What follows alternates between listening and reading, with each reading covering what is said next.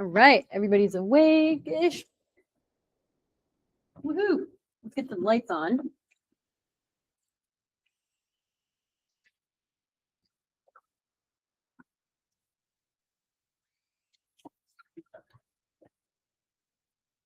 How we doing? Surviving? Good. Show your project one-pagers are due Friday. Whose is done? Somebody sent me theirs. Overwhelming tradition of academics doing things at the last minute. I understand. I was just calculating the unique paper bonuses 1 minute ago, so I get it. I do want to show you an example of the type of document I'm looking for. This is actually a bad example because it's not one page, and I really would like you to stick within one page, especially if you're pitching your project to people. Conciseness is key, right? If you want people to actually read it, make it shorter. So do stick within one page. But this is kind of a good example of what I was looking for. So also it's a project I'm really excited about. So it's with my student. He should have put his name. Wow, I ruined the whole doc. That's great. I'll just say author is Bo Liu. I'll put me too. So you want this in there. And then what's going on here is he's got a little picture of what the idea is. This paragraph is motivating the idea. Why do we need this? What's wrong with the current state of the art, right? Then this is like what it's connected to. I told him to put that this is going to like build on paired more than it is. I think it's more of its own thing, but I wanted to make it very clear where the idea was coming from. And then here's the idea. There's a bunch of extra stuff that we were using to kind of explain it more to collaborators, but having something like why this matters is kind of key, or like related work that it builds on. So do keep it within one page. We didn't bother formatting this so that it stays within one page. References can go on a later page if you want, but it should be one page. Why is this cool? Why is it important? What problem is it solving? Concise technical statement of the idea, maybe like an equation, maybe like an architecture diagram. That's kind of the vibe. Yes.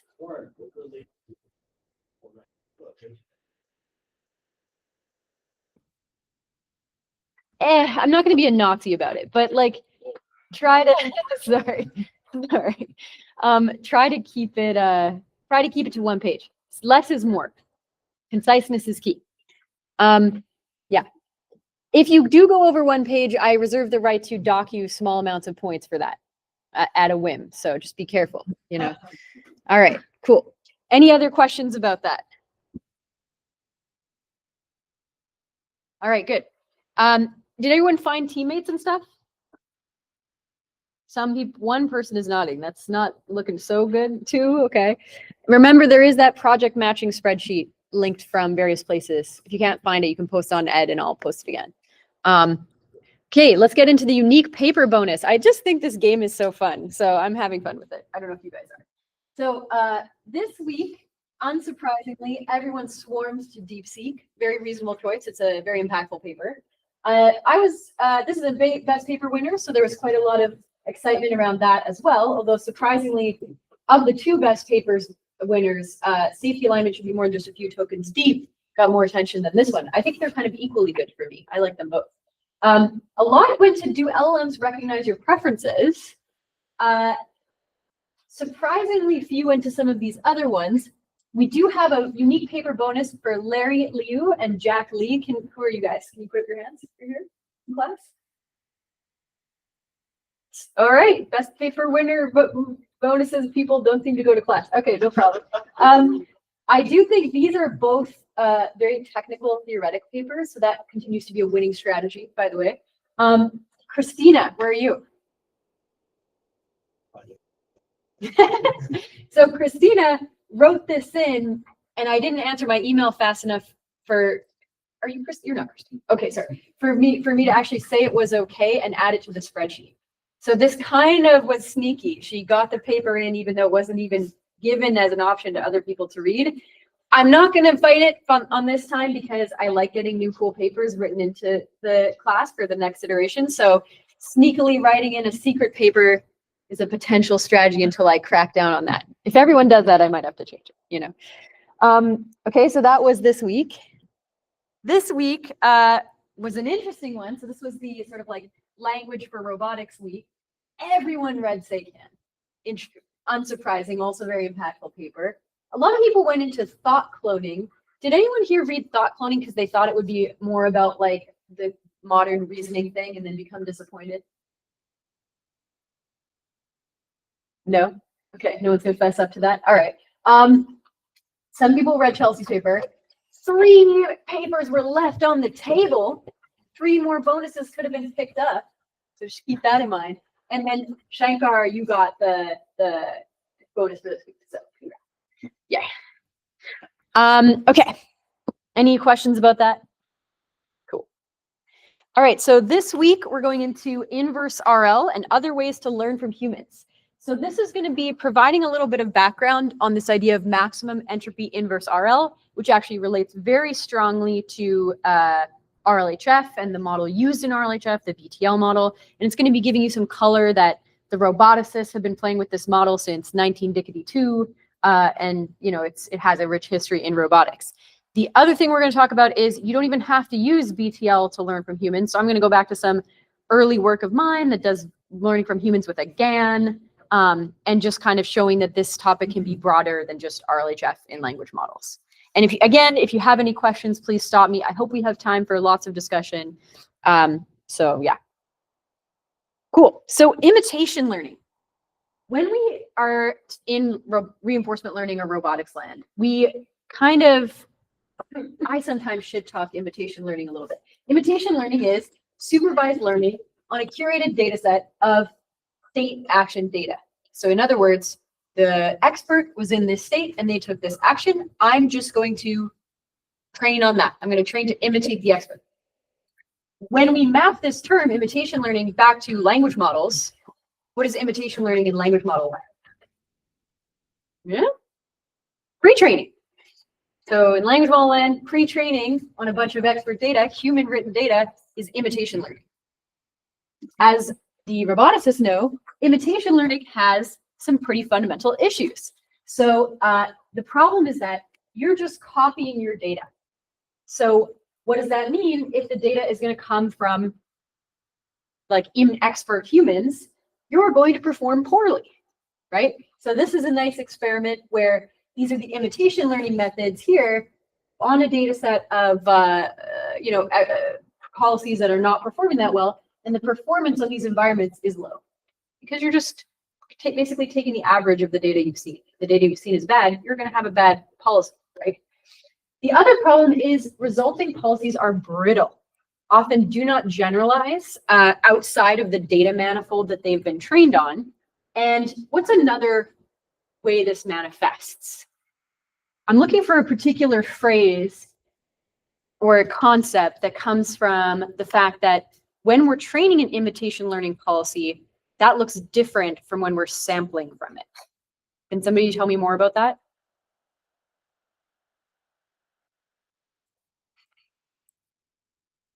So let me say a little bit more. Let's say that I'm training an imitation learning policy and I'm going to draw like a physical world. This is like the world. I've only seen data about a path through the world that looks like this. A path that goes from the start state to the goal state like this. This is the average.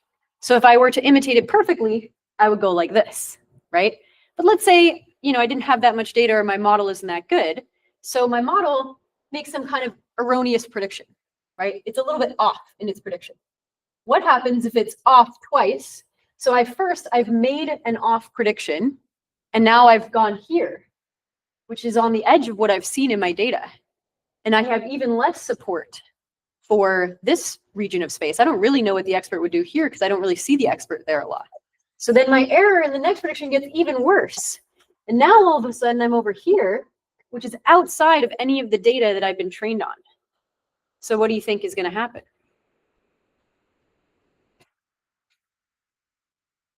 Compounding error. Thank you. That was like a phrase I'm looking for. There's many ways to talk about this phrase.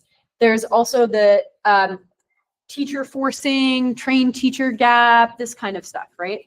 But the key idea is when I'm sampling from my own model, that distribution looks different than my data distribution. So maybe a way to say it is like, yeah, the probability of the like action given state sampled from the data is not equal to high action given state, which is my learned model, right? And this leads to some issues. Right? Yes. What about if you do imitation learning on all of the data in the world, like pre-training? Yes. It doesn't feel that brittle. Exactly. Pre-training doesn't feel that brittle. I'm so glad you brought that up because in robotics, we have much less data. So this problem is much more obvious.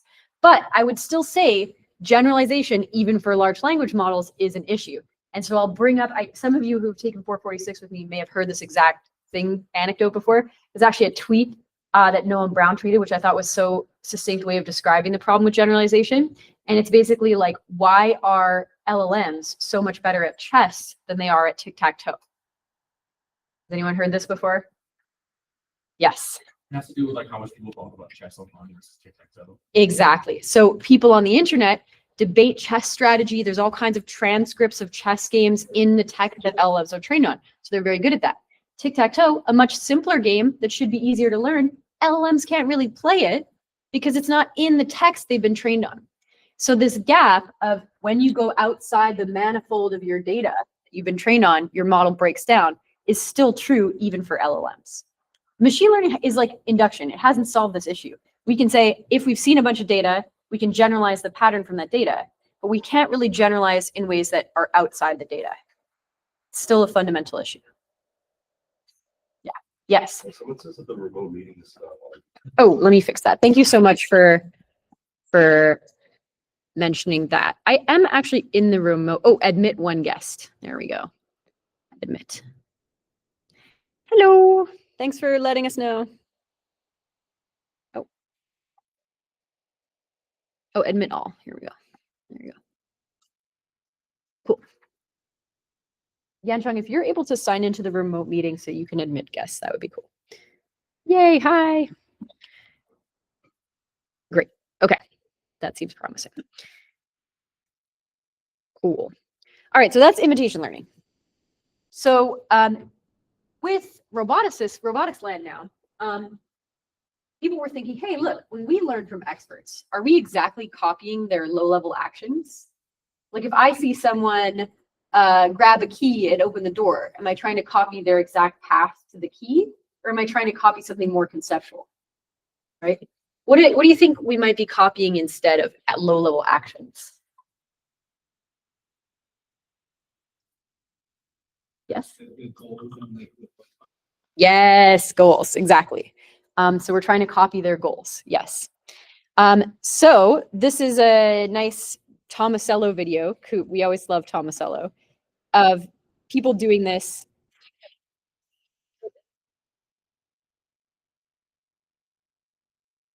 Holding these books, banging them against the door. What's the baby gonna do?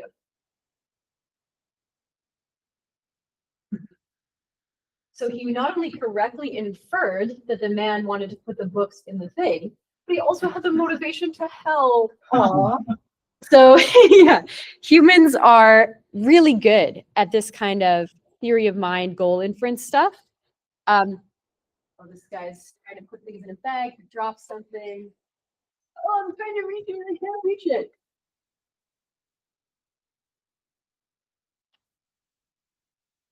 This guy can barely walk, but he can still perceive what the person is trying to do and want to help. So if you compare these kind of abilities to, it's interesting, if you compare like humans to apes, right? We're actually very similar on a lot of cognitive dimensions. Like apes have similar working memory, reaction time, blah, blah, blah. What humans are actually outstanding on is the social dimension, like being able to infer other people's intentions and this cooperativeness, like wanting to help them. I think that's really interesting. But I think that is something that we do. It's not that the baby is imitating exactly how the man was trying to open the door. He's imitating what the man was trying to do, or inferring what the man was trying to do. All right, so that's the idea of inverse RL. What if we could infer the reward function of the expert from demonstrations? This would enable potentially more effective learning from demonstrations that's less brittle, inferring human preferences, so the ability to effectively assist humans with tasks. So if I know what you're trying to accomplish, I can help you accomplish that in my own way as a robot instead of directly imitating your method of doing it. Like there might be something more efficient about the robot body that lets it do it differently. Yeah. So inverse RL is inferring the reward function under which some observed state action demonstration data is optimal. So the contrasting this, I'm taking this from Sergey Levin's lecture on inverse RL. In normal forward RL, you're given the state of the environment, you know the action space, sometimes you're given transition dynamics. This is actually the same in inverse RL, but in forward RL, you're given the reward function, or at least samples from it. And you try to learn the optimal policy that maximizes reward. In inverse RL, you're given a bunch of samples, SASA, from the optimal policy, and you're trying to infer the reward function of the expert demonstrator. And then using that, once you've inferred that, you can then try to learn a policy according to inferred reward. And the intuition here is that this is going to be more robust than just directly imitating these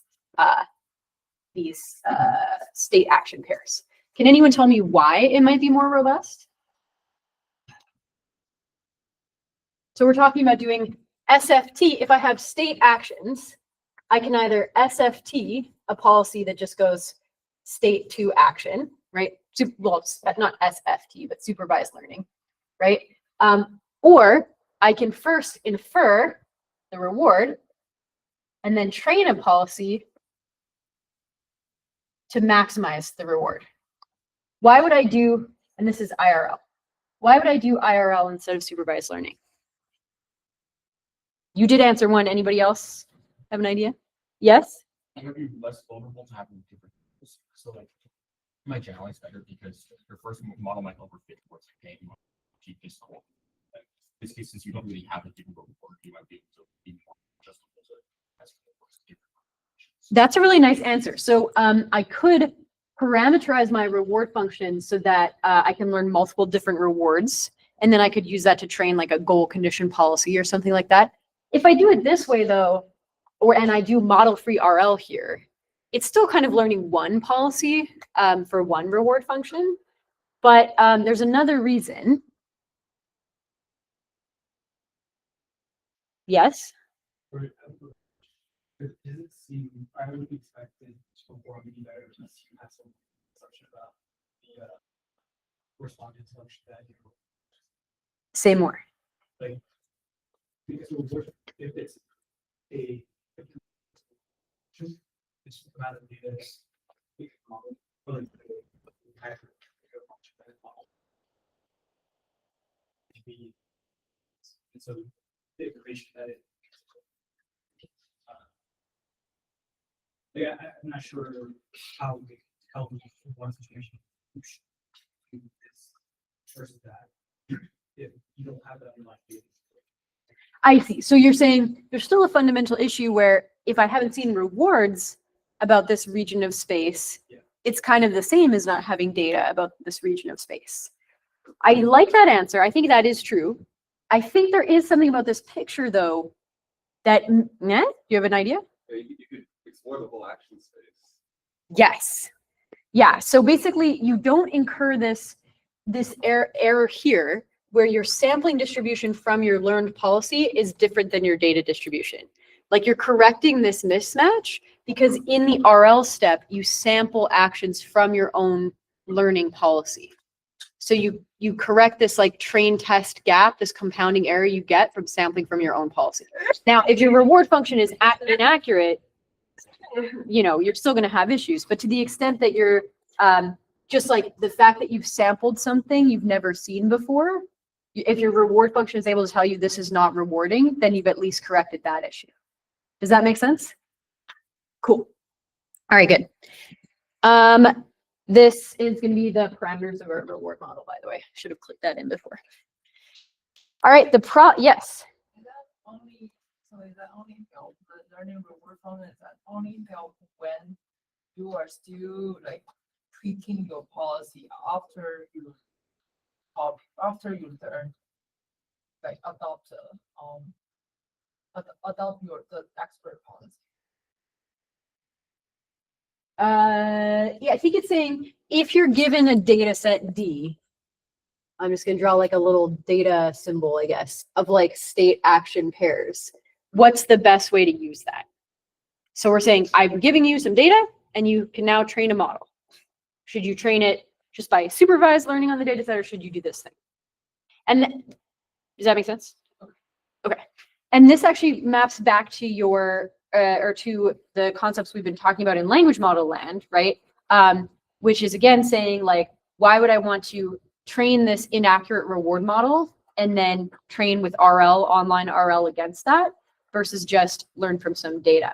Like in instruction following line, you could just do SFT on an instruction following data set versus this.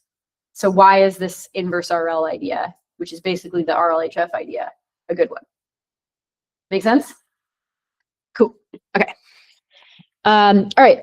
But the problem, as we've seen before, is that it's underspecified. So this is a bit of a pop quiz because I did talk about this in the context of the VPL work. What do I mean by the reward is underspecified? Anyone remember? Yes.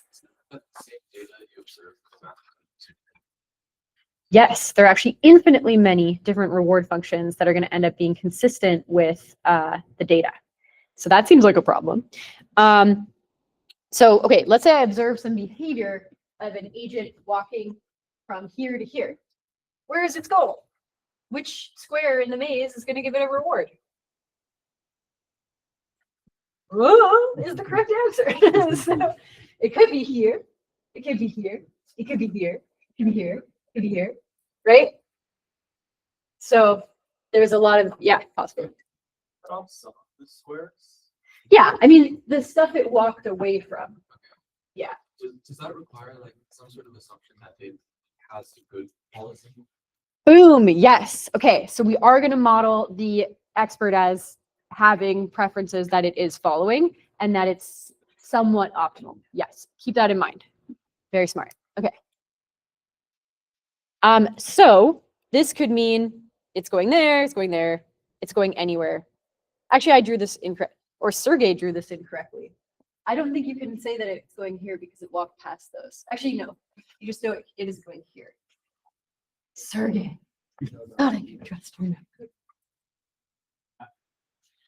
can't eliminate the space. And because if it's like patrolling or something, that's true. I'm like assuming there's like a singular goal that it's going to, but maybe it's actually doing a behavior. Okay, good. Yeah. So there are infinitely many possible reward functions consistent with the given set of behaviors.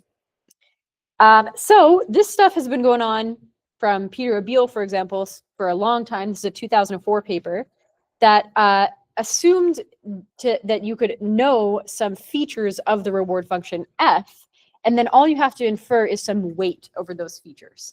So some features might be like what square you're in the maze, or what objects you picked up, or something like that. And then you just learn the agent's preference over those features. So that becomes simpler. And all you have to do is you pick the weights such that the expected reward over those weights, under those weights of those features, is matching the actual distribution of those features you've seen in the data. So this state action marginal matches what we've seen from the expert samples. So you're basically taking the data, looking at how much time it spends on those features, and then saying that's its preference over those features. Make sense? Pretty straightforward, hopefully. You could do some max margin feature stuff. So back in 2006, like SVMs and maximum margin learning were like the LLMs of today. That was a very hot topic. So naturally, you see some of that coming out in this space as well. But the Zybart paper in 2008 was a game changer. So this was maximum entropy inverse RL. So what this is saying is, if you just exactly match the expert's distribution over these features, you're kind of assuming the expert is perfect, perfectly optimal. If your expert is a human, is that a realistic assumption? No, humans are noisy and they make mistakes, right? Also, this is inherently brittle. You just have like one sample from the human and you're saying this human spent 70% of the time on their phone, so that must be the optimal policy. Maybe not, right? So what you want to do is actually make the minimum possible assumptions about the expert while still matching the data. So you want to maximize the entropy of your learned policy while still having this constraint that you maximize these, or you match this expected value of the features. So what this ends up working out to, so okay, be as random as possible while matching the expert's features. This is like, don't make any inferences that aren't supported by the data. So it's kind of an Occam's razor thing. Assume less, right? I can also think of this as assuming the expert is not perfect and can make mistakes. What this ends up working out to is essentially this softmax model of optimality. So the probability that I take an action, that the expert takes an action given the state, depends exponentially on their total expected future reward from that state. That's our Q value, if you remember, normalized by the total expected future reward from other actions you can take from that state. But because it's just a probabilistic thing, it's a sample, sometimes I can sample a bad value that isn't the maximum Q value that I might get, right? So we remember this looks like our softmax function. So what does this remind you of?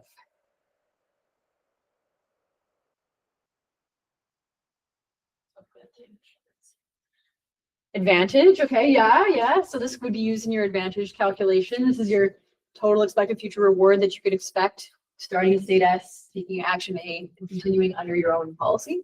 Here it's like under the expert's policy. What else does it remind you of? BTL. Yeah, so the reward learning in RLHF, exactly. So accidents are exponentially more probable. Exactly. So this is the BTL model.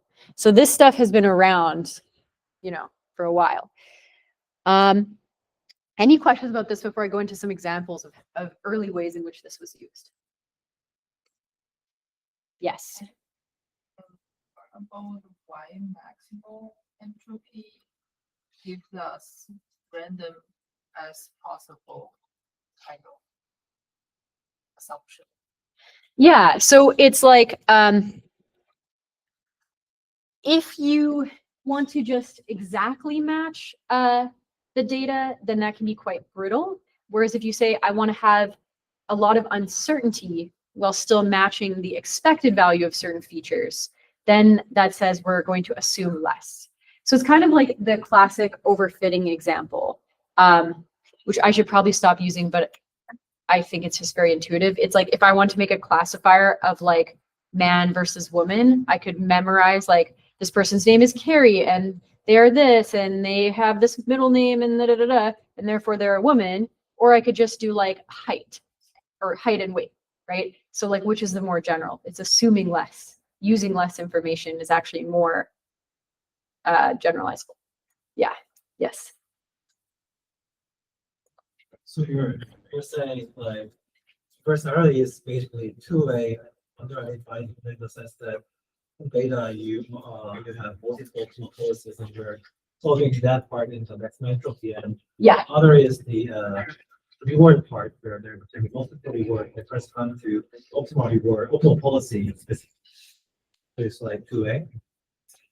2A. Sorry. Two-way. Two-way. Yes, exactly. So you're trying to basically match the expected value of these features, which you've predefined. So they might be like handwritten features of your environment, while still maximizing the entropy of your policy. So on average, you should match these features, but do it with maximal uncertainty. And so entropy regularization of RL policies is still extremely popular today. So a lot of RL learning, you'll see like I'm training my policy to maximize rewards, but I'm adding an entropy regularizer. So what that would look like in like a Python optimization is just RL equation for maximizing reward minus like log pi of the action given the state, right? That turns out to be quite useful. It helps you keep exploring, et cetera, et cetera. Does that answer your question? Yeah. Would it? Does people in like language land use maximum capacity? to like all explore. Who's doing any actual NLP stuff? I'm trying to think. I don't know if that idea has crept in to the RL post training space. Yeah. Just on the like inference side, or like, yeah, the people are exploring, okay, what if we do like, especially if you want to do a lot of RL, and especially at the beginning, pick a model that has like high entropy in some sense, but I feel like this isn't super concrete yet, what that really means, but it's just a way to get at, make sure it explores a lot.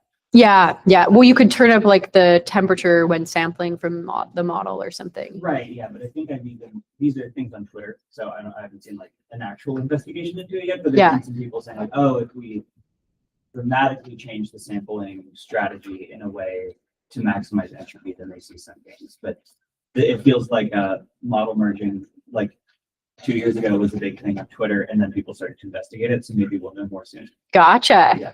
Well, this is a great idea for the students that I was telling to do a paper on like investigating how RL parameters affect RL post training. Turn up the entropy, turn up the softmax temperature. What does that do? How long does it take longer to converge? Does it converge faster? This kind of stuff. Like great course project fodder, right? Yes. So like people, you see that there's this kind of tendency to over imitate behavior. Mhm. Yeah. Compared to Mondays. Yeah. You've seen those like, oh, like I see there's a feature something in the box, like exactly do kind of does, and then if I see the same thing, then other instructions, humans will still copy. Mm. How do you think about that type of social learning? Well, I think that it's a working under a theory of mind model that people have, that other people tend to be doing useful things. So it's a strong assumption I have that whatever you're spending your calories on, you actually want to be doing and is useful for you, then that you're doing random actions. So the reason I might over imitate is that probably what you're doing has a meaningful causal connection to your goal that I just don't know yet, right? I don't know, that's one model. Yeah. That actually comes into play. We're going to do a whole lecture on like social learning. I think the reason social learning works is that other agents tend to be doing useful things. Other agents are doing like the state-of-the-art thing that they think makes sense. So that's why learning from them actually works. But I'll get into that in a different lecture. Okay, so we went through this. I'm now going to go back to 2016 old school robot learning with inverse RL. It actually works pretty well. So they use the same idea to control a robot wheelchair. So this is Joelle Pineau, who was like a major head of FAIR for a while at Meta. You guys familiar with her work? Yeah, all right, nice, cool. So they want to make a robot wheelchair that can drive around hallways in human environments. But the problem is that humans have norms and conventions about how we walk down hallways. If you just plan the shortest path down the hallway, it's going to be a really annoying wheelchair that could even run into someone. So that seems quite bad, right? Or you'll get into this problem of like, you're trying to go one way and then the human tries to move for you and you both move in the same direction. You guys do the like hallway dance, you know what I'm talking about? Maybe, no? So how do you actually avoid that? Who should go left dance? Thank you, yes. So we're still in this paradigm of assuming a fixed set of known features. That's kind of classic for this world. They devote a lot of this paper to how to engineer the features. This is classic robot stuff. But once you have the features, you can then do max ent RL. And using that, they were actually able to get a wheelchair that does nice path planning around people in a real environment. It does real human-like things, like moving toward where a pedestrian came from to avoid where they're going. Ooh, nice. So this is an example of the trajectory. The human driver is dashed. This thing is circle dashed. When a pedestrian approaches the robot from the right side, both of them move towards where the pedestrian is. So that's nice. Make sense? They actually deployed this in the real world. But what if you didn't know those hand-engineered features? How would you learn them? So then I'll spend a couple minutes going through this work I did with Marwa and with Sergey. And it's basically how do you learn that feature representation that you could then do IRL over. So the problem is, if I just see this person walking into this room, and again, I'm trying to infer the goal, we've said there are sort of infinitely many goals the person could be doing. But is that actually true for us humans in practice? Where's the cognitive scientist in the room? Do I really think if I see you walking towards the wall, that there are infinite things you might then do? Do I think you're going to then stand on your head? What might I use to constrain my goal inference? Looking at the cog sci folks.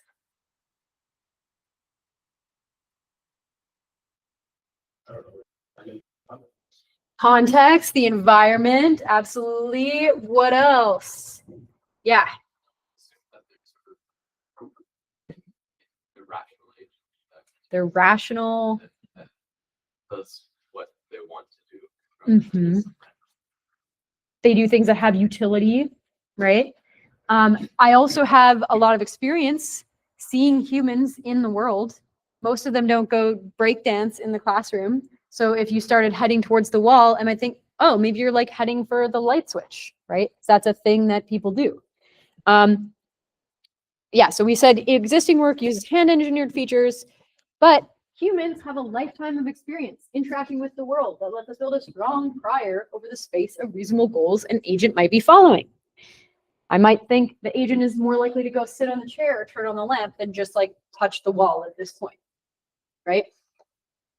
So that's kind of the intuition behind this paper, which is based on behavior acquisition through successor feature intention and what basis. Okay. So the idea is we're going to use multitask RL pre-training to build experience with a space of possible goals in an environment. We're going to use that to learn a representation of those possible goals. And we're going to use a fancy thing called successor features, which I'm going to explain. So we're going to learn these features that we can then use for IRL. And so we're going to obtain a basis for intentions that can represent the transition dynamics and the policy for many different goals before we do IRL. So successor features are actually quite cool. They're a popular RL concept. So this, remind me what this equation is saying. What is this top equation here?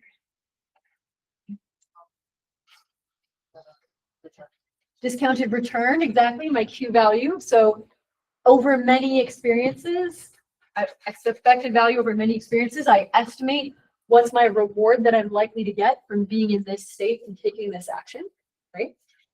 Successor features break that down into two components, okay? So there's this psi component that's going to do all the heavy lifting and kind of difficult stuff about RL, which is estimating what is going to happen in the future. So this is going to become a discounted feature representation. So there's going to be some phi that says, here's some learned features of what's going to happen to me in a particular state.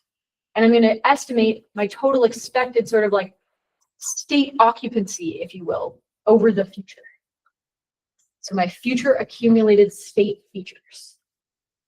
This is kind of the hard part, right? Then we're going to split that off from just some preference vector over does I care about those features? Is being in those features good for me or not? This is kind of easy to do. So imagine, so think for a second about why that's useful. I'm going to give you an example. Imagine I'm in a grid world. So we love grid worlds. Where's my,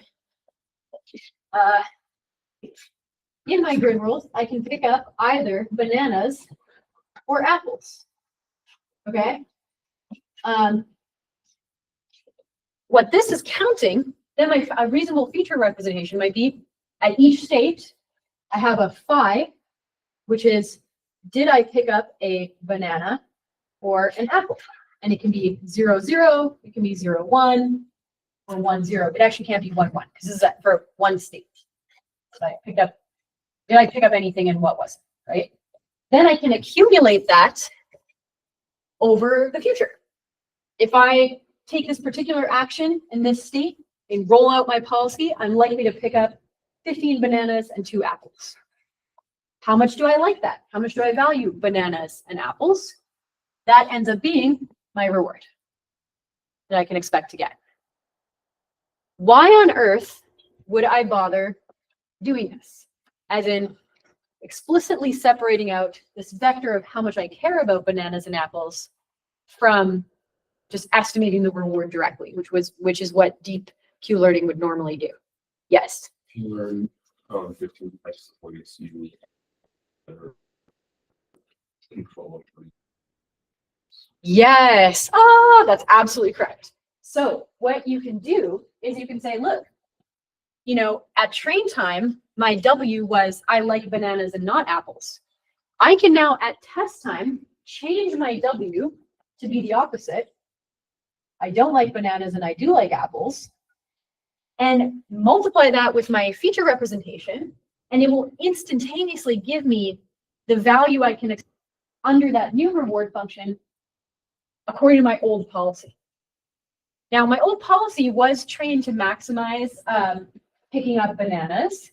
So my old policy is likely to pick up more bananas than apples. But what it can tell me is in this moment, which action should I take that would lead to more apples? And then if I keep taking that, I can potentially pick up more apples. So I can generalize very easily to multiple different types of goals. So you get this level of generalization to different goals. Is this clear? Or if you have any questions, please speak up. The successor features thing is like a strong vein of like RL research. So it's nice to understand. Yes. I was gonna ask, so how does this work like in different cases? Like let's say if I'm like in a grid world, there's bananas and apples. In a grid world, I want to pick up bananas instead of apples. They might not be in the same location. So if I'm navigating wrong, then I still won't get it. Correct. Yeah, so let's say I'm here, right? And I would normally, following my policy, do this, like pick up the banana and pick up the banana, right? So what this is going to say, if I then switch in this value, is it's going to say that in this moment, though, I will end up picking up higher apples if I go down versus up. So in this moment, I will pick up the apple. If I were then to continue following my policy, so basically, let me put it this way. Let me put it very concrete. My phi, which is my total expected apples and stuff, phi of up would be 2 bananas, 0 apples, right? My phi of down would be 1 banana, 1 apple, because I would expect that if I go down, I pick up the apple, and then my normal policy would then go for the banana. But what I can say is, actually, I've changed my mind. I now like apples, so I'm going to pick up the apple, right? And then from there, I can also continue doing that, taking the choice that maximizes apples throughout and potentially actually get both. And this only works though if I've explored the environments sufficiently so that I understand that like going down would pick up the apple, but that's probably true because you're doing RL from random exploration. So you've covered the reward that you didn't want to optimize as well as the one that you did. Yeah. Isn't the side calculation about policy? Yes. Based off of so Yes. Change the things. Exactly. That's kind of the point I'm trying to explain, and it's subtle. So I'm glad you're asking. So that's why I said the phi of going down is going to be 1. I'll just make this very clear. This is banana and this is apple, right? It's still thinking I'm going to get a banana later because my policy is trained to get bananas. If I act like my usual policy, then I will get a banana. But I'm intervening at the action selection part by changing the reward to always choose to get the apple. And so that might actually change the total expected bananas I get because I haven't modeled the total expected future under my new apple selection mechanism. Does that make sense? It's a subtle point. It's actually, yeah. Please ask a question if that's clear. Maybe Yes. I'm just, so maybe I'm missing a point a little bit. How can I understand that like resolve the under identification? Just I think I haven't gotten to, Oh, well, okay, let me say that again. So bringing this all back, what we're saying is we are going to learn about the space of possible goals. We're going to learn our feature space, and that's going to help with the IRL under identification issue. So in other words, yeah, let's bring that back a little bit. IRL has infinite possible things that could be consistent with a set of behaviors. Past work, like the robot wheelchair work, define a restricted set of features to care about to help resolve that issue. So in my picture, the past work might manually write a feature set that says, I only think the person is going to bother going to the lamp and the chair. And then they learn how often they go to the lamp and how often they go to the chair. What we're saying is, could you learn lamp and chair from data? And then we've taken this whole sidebar into how you might do that with successor features and what are successor features. isn't this interpolating using the linear? Are you going to do that or? Yeah, so it's going to look quite similar. It's just that where this would have been a manually prescribed F in past work, we're going to learn this psi using successor features. Does that make sense? Isn't it, I mean, the original Maxwell Profit paper was the same thing, no? No, they define the F. They don't learn that. So they do linear parameterization? They do. So exactly, they do this. This is, in fact, I have it in the slide, so I don't need to rewrite it. So correct. Yeah, so even before the maximum entropy paper, right? They have a linear thing going on, right? They learn this weight over some feature set. The issue is that the feature set is hand-coded. So now we're saying we want to learn the feature set. Whoa, that looks very similar to successor features. Yeah.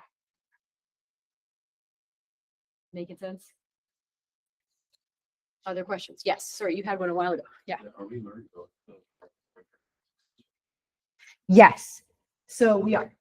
And actually in successor features, sometimes they will not do that, but we are going to do that. So we're going to try to learn this side. Yeah. Other questions? Cool. Okay. So, yeah, this is actually what you just brought up. IRL relies on known features F, right? And learns a weighting over them, right? And we are going to say, oh, that looks a lot like successor features. So we're going to, yeah, how do we relate successor features to max and IRL? It's actually kind of obvious. So what we're showing here is that max and IRL is taking this softmax over this Q value. We're going to parameterize that Q value with successor features and then basically do IRL over that representation. Make sense? Questions? Kind of a straightforward idea, honestly. Okay. Cool. So that's the idea behind this work. So first, the key idea is just pre-training, right? Pre-training for IRL is really like, if you take nothing else from what I'm saying, that's the key idea of this paper. So we're going to take a multitask environment with K tasks. As in successor features, we assume each of the K tasks, here, where's the eraser?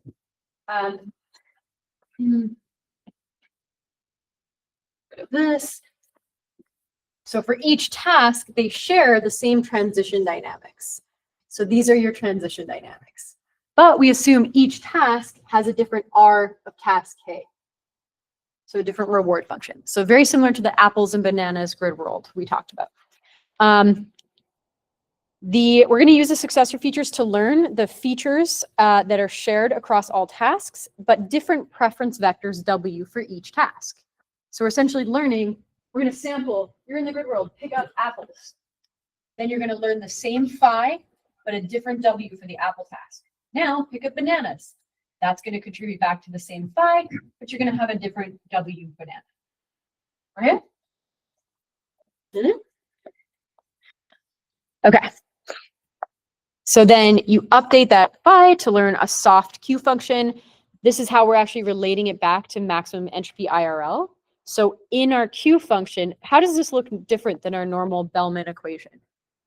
What looks a little different?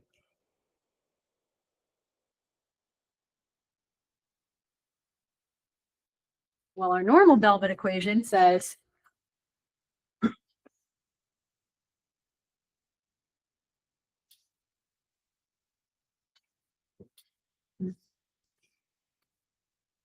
right? So the reward plus the gamma maximizing the Q value. Do we see a max, a hard max in there? We see a soft max. So that's why it's different. You can actually, this is a technique for doing entropy regularized Q learning, actually. So you just plug that in. You're going to update your phi and W to predict your rewards. And you're going to have this temporal difference loss. So you're going to update your psi to be the accumulation of future phi. So this is coming back to that the psi, I'm going to leave off all annotation, is the total expected sum of the phi. Right? So that's enforcing that. That's how we're going to learn this feature representation. And then once you've learned that feature representation, so this is from your pre-training with multiple different tasks with RL. Once you've learned that feature representation, then you can use it to infer the expert's reward function. Yes. Because softmax is quite different than actual max. Mm-hmm. But like how would it still add up? So you might be realizing that a hard max gives you a particular action, a soft max gives you a distribution. So what this is going to do is it's actually going to update your Q of A given S, where you're now looking at probabilities over all the actions. That make sense? Yeah. Yeah. Very astute question. Okay. But why it? Okay, sorry. Yeah? But why minus the reward? Oh. Yeah, sorry. So this is, I wrote this as like the Bellman equation, but this is written as like the mean square equation. So what you do is you say, look, because we know these should be equal, then when we optimize this, the loss becomes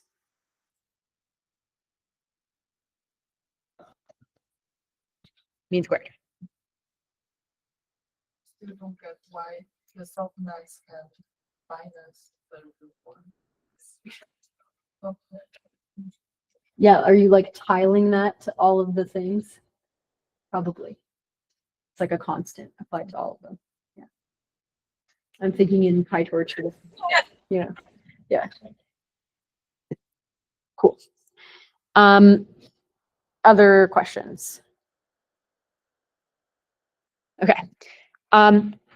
Once you learn reasonable feature representation, you're going to take that, freeze it. Now you have phase 2. Now, instead of interacting with the environment yourself, you're given some expert demonstrations. You get some observed behavior and you try to infer the rewards, but now you have a better prior over what is the space of goals that a person could be doing. And we therefore can know that. Okay, so just to recap, here's your IRL loss. You're going to do it with your learned psi, but you're going to infer this WE. Okay. We actually do keep updating the psi given the expert demonstrations, which is a choice, meaning we say that the expert could be refining our feature representation to do something we haven't exactly seen during training, but you could probably get more stable learning if you didn't do that.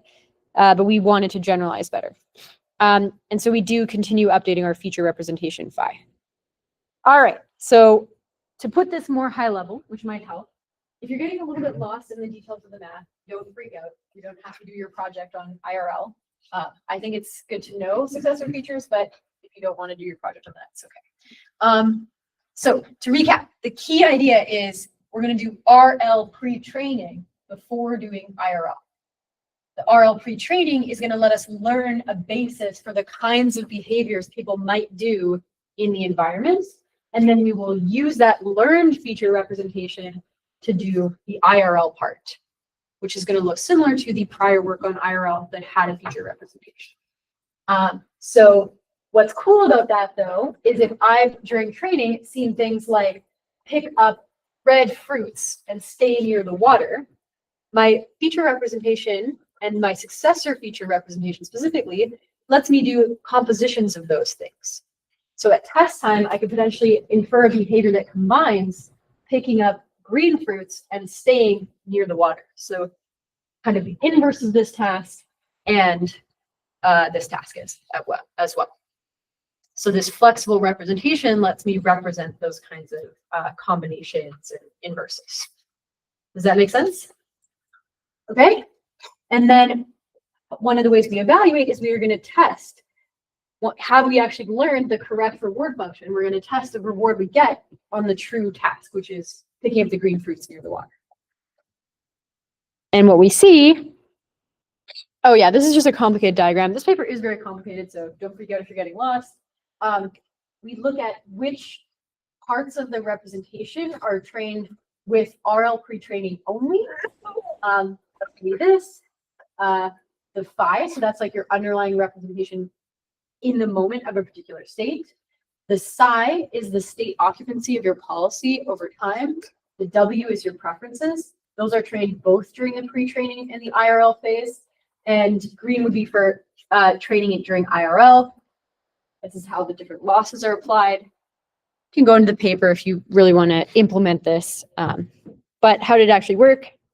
We compared to inverse Q learning, which is like a state-of-the-art IRL method, IQ learning, which is a state-of-the-art imitation learning method that also predicts reward, and multi-task IRL pre-training. So if I just did like IRL on multiple tasks, could I then do IRL on a new task better?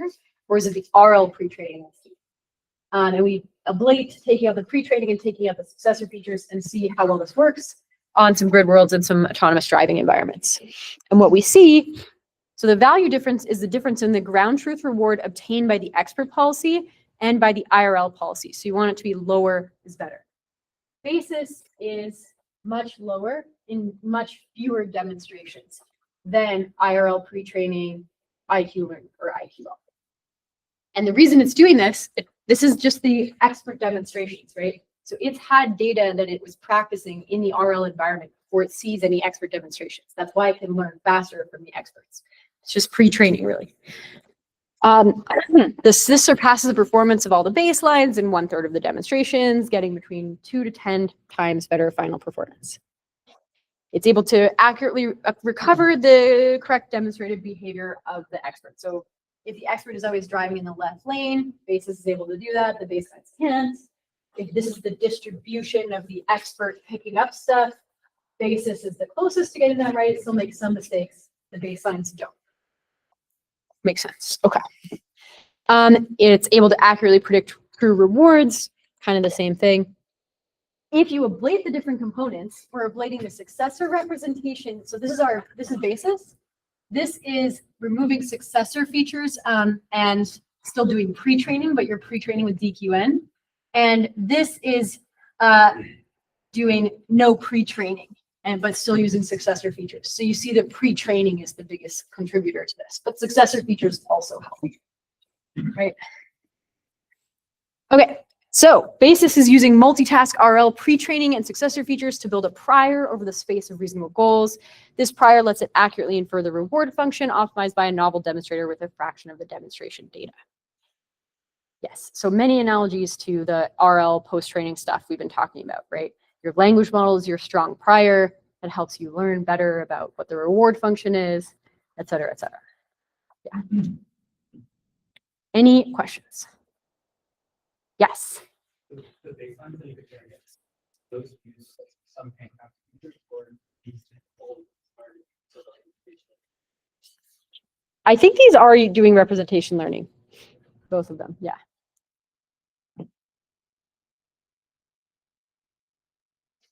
But they're not doing, so they're doing like neural networks, but they're not doing the pre-training step. Yeah. Other questions?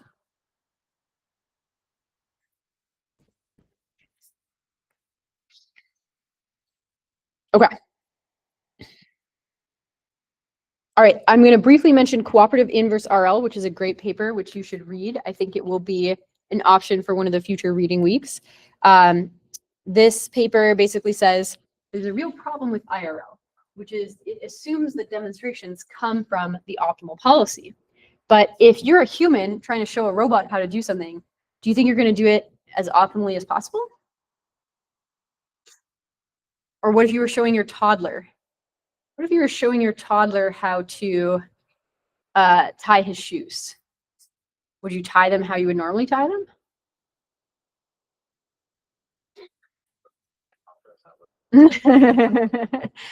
I know you got to get more relatable examples, but I mean, wouldn't you do like the bunny goes through the hoop, blah blah blah, right? So you're doing it in a pedagogical way. You're making a demonstration way that makes it easier to learn. You're slowing it down. You're making it more obvious, right? So that's how demonstrations actually work. They're not fast and efficient. They're demonstrations. So what if the human isn't trying to be optimal, but they're trying to teach the agent? So, for example, in this ground truth, what we're saying is, this is bad, don't go here. This is the reward function of this grid roll. But you could go here or here, right? An expert demonstration would just pick one. But what you would infer from the reward function then is that this one is also bad. You haven't really learned the true reward function. So a teacher demonstration might go to both and show that you can go to both and both are valuable. And then I can infer the correct reward function. So cooperative inverse RL is a way of thinking about that and formalizing how you would then do IRL under those circumstances. So I'm not going to go into the details here, but if you're interested, I encourage you to check out the paper. And stop me if you have questions. All right. Actually, yeah, let's take a break. Any questions, thoughts, concerns, complaints?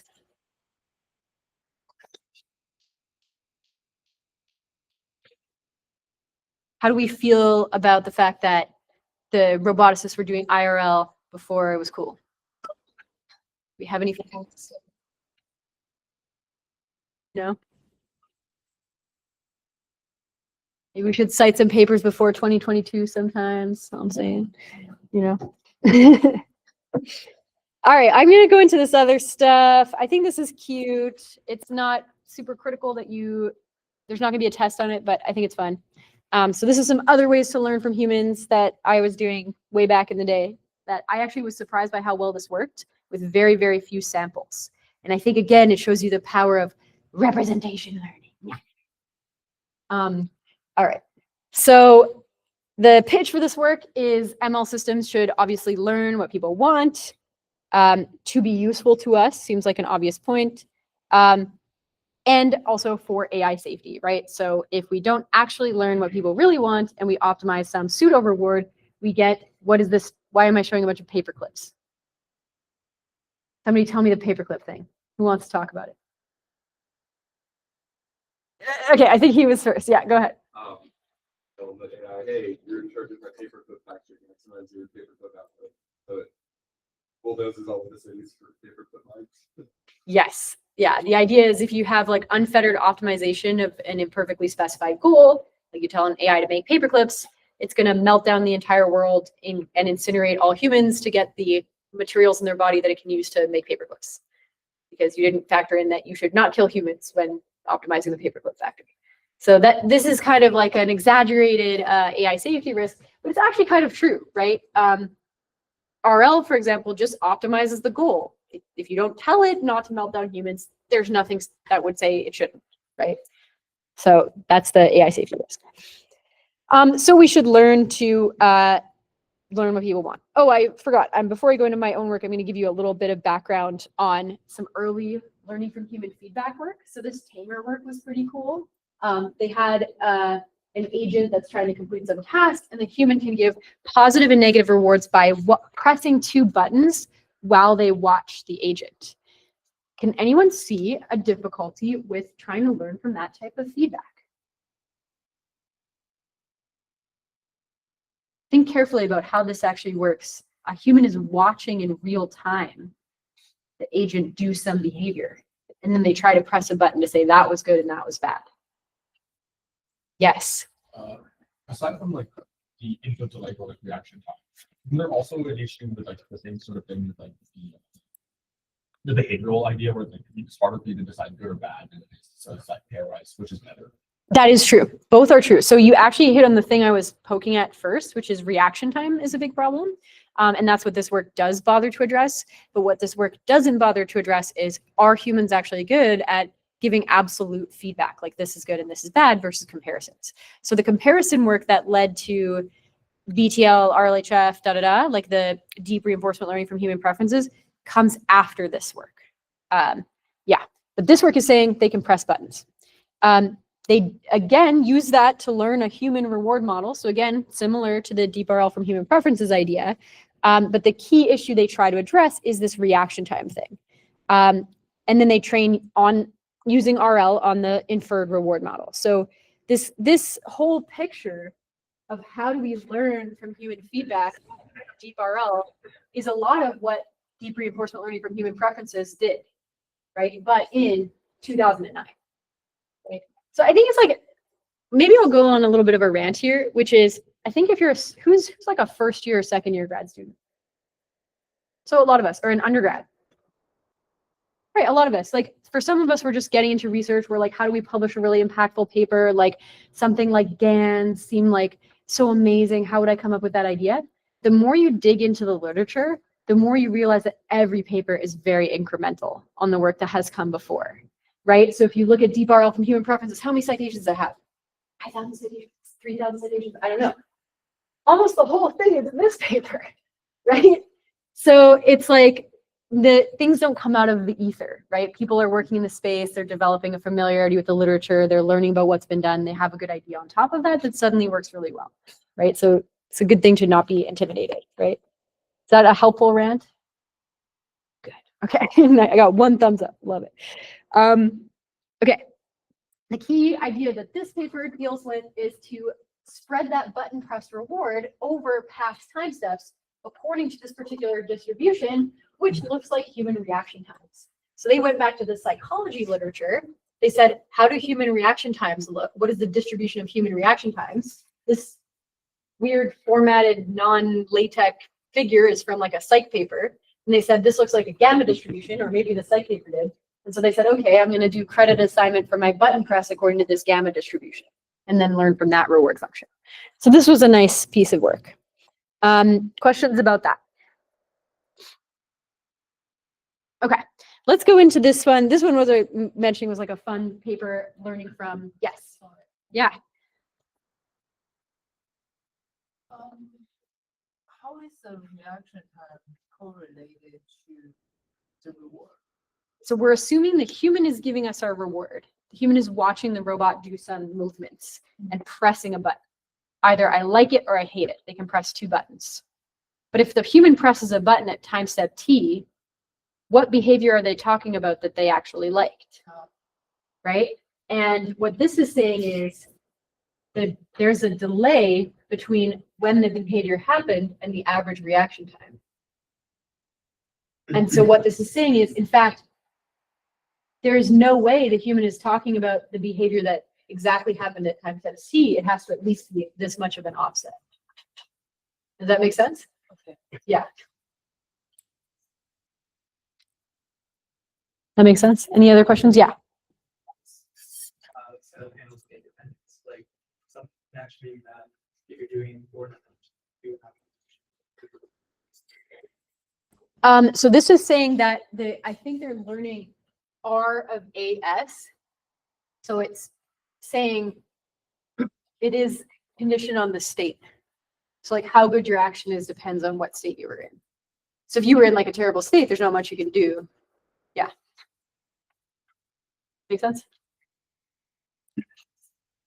Cool. You can check out the paper too. It's a fun read.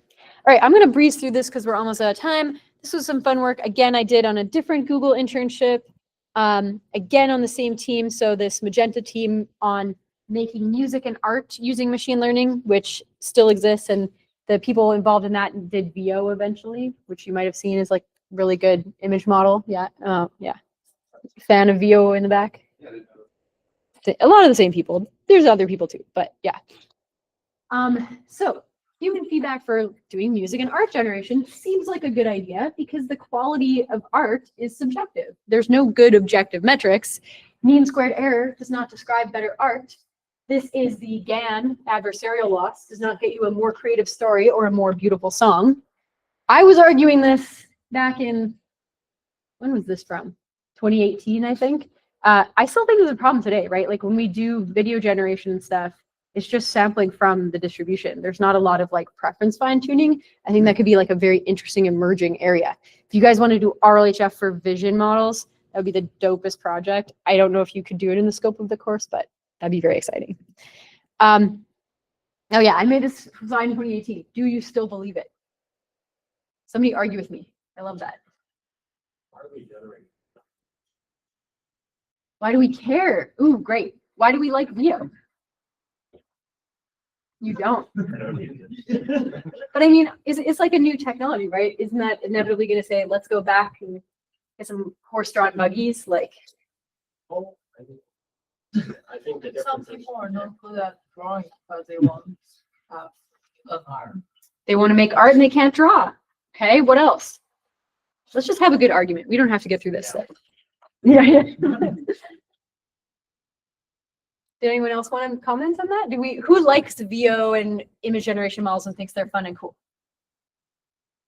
A good chunk of the class. Who thinks we should shut it down? Or KJ, maybe state your opinion. We got another person. We got another KJ. What do we think? Why? I don't know. I just think human creativity is hard to match, hard to learn. And a lot of the stuff I've seen that's like generated, it's just it's not good. And like there's something to tell, I guess. It's actually not that. My friend did a project of evaluating whether a piece of music is generated or actually from some classical like Mozart. People cannot tell. Interesting. Do you like follow Charlie Puth's Instagram? A little bit, yeah. So he posted something the other day where he was like, AI will not be able to like change music because I actually, if you play that like thing, it's actually pretty cool the way he talks about it. Because the way he shows art and music, there's small like imperfections within the way like a song is made that cause it to be iconic. So like one of the Beatles songs that they made, like there was just like an impromptu keyboard hit that was just not there. Whereas if you see AI, they have, or like any like artificially generated music, all these notes and stuff are going to be matched in tune, and then it's going to be pretty constant. Yeah. And those imperfections that make a song cool. So like, what's the song? Like, do you remember like September? Like the Yeah. right? So like it starts off, but then like when you get to the end, it goes like Yeah. it increases the tempo. Yeah. And so that sort of change would not be like shown in an artificially generated thing. And I think that like as it's very hard to get that sort of like imperfection down Yeah. to make songs or any sort of art. Yeah. Like at its peak. So will we get there? Probably not. But this is actually super interesting, right? So a lot of what imitation learning or like learning and distribution from data does ends up doing like mode averaging. So you get kind of smoothing over and averaging. And so it's exactly what you said. It might be less like innovative. It's not mutating like weird little new things. It's not coming up with something new that wasn't in the distribution. It's just smoothing over and averaging the distribution and sampling from that average. So it's exactly what you said. But just to argue for fun, and I'm not sure if I really believe this, two things. One, is all creativity just combining different ideas and different genres? And that's a lot of what research is. Pineapple pen, take this idea, stick it on this one. And I actually think like AI can do that, right? So, ooh, is that possible? And then the second thing I would say is this very slide is talking about the difference between when you do mean squared error, you're fitting this kind of average, but when you do a GAN loss, you're actually doing like mode selection instead of mode averaging. So like picking a particular mode. Could you invent a better loss that lets you innovate better? Maybe it's evolutionary strategies. We're going to take a song and mutate it, and then AI will be able to do. Yeah, go ahead. But like if you look at like mean squared error, Yeah, like yeah. any sort of like pattern generation thing, right? So the idea is to get rid of outliers in order to create like a general trend. Right. But with these sort of pieces, we are looking for outliers. We're not looking to get rid of outliers. Okay. Because like if we have, Outlier generation. because like if we have like any song these days, like I think like there's a bunch of Dua Lipa songs or like even like some Elton John songs that are like a two-chord jazz technique. And if we take all those songs and put them into like a model, then whatever it generates is going to be using the same 3/4 jazz technique, but it's just like not going to be Innovative. unique to whatever it's going to be. Yeah, okay. And those outliers are, I think, what makes art cool and what makes art subjective, or it's what like inspires something in someone. And if you eliminate that sort of bias through this, and you could add it, but it just won't be authentic enough so that there will be a connection. Okay, other thoughts? I think this is just kind of highlighting a little bit of both for art. There's people who appreciate the like finer details that are trying to like, you know, get the either deeper meaning or like something really connected on. And that, yeah, I think the, you know, the interesting bits, the human element is very important.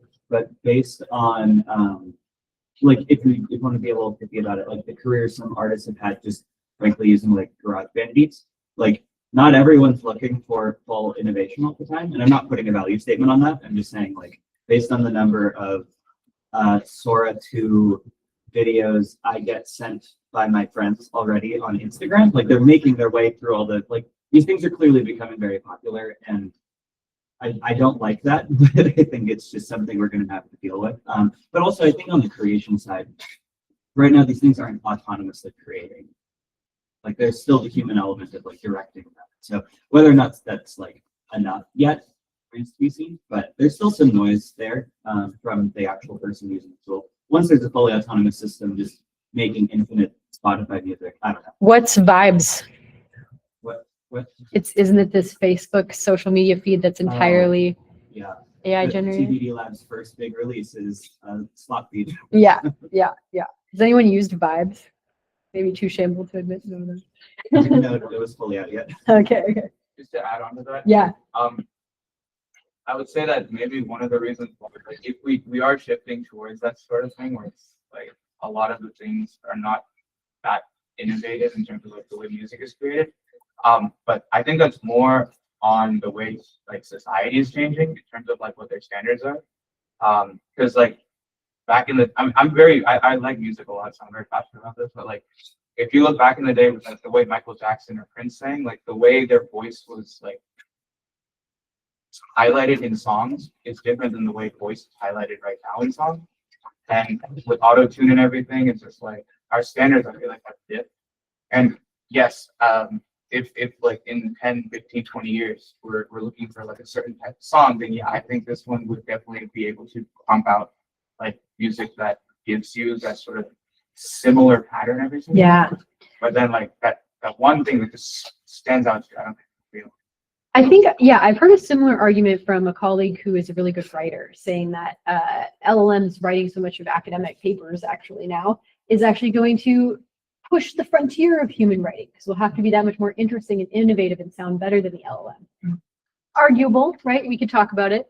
But I think like in the last minute, I would love for someone who hasn't yet spoken up, that has an opinion about this, to venture forward. Does anyone want to say?